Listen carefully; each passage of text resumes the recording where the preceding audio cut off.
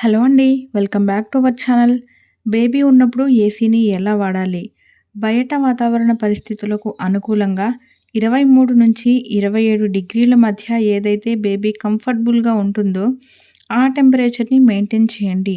AC లేదా fan నుంచి డైరెక్ట్‌గా ఎయిర్ ఫ్లో బేబీకి తగలకుండా ఉంచాలి.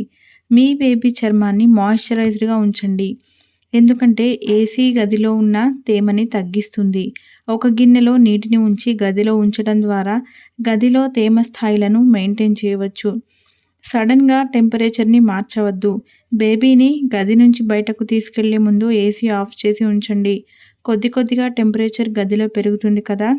నార్మల్ టెంపరేచర్ వచ్చాక బయటకు తీసుకురండి. బేబీకి తగిన దుస్తులు వేయాలి.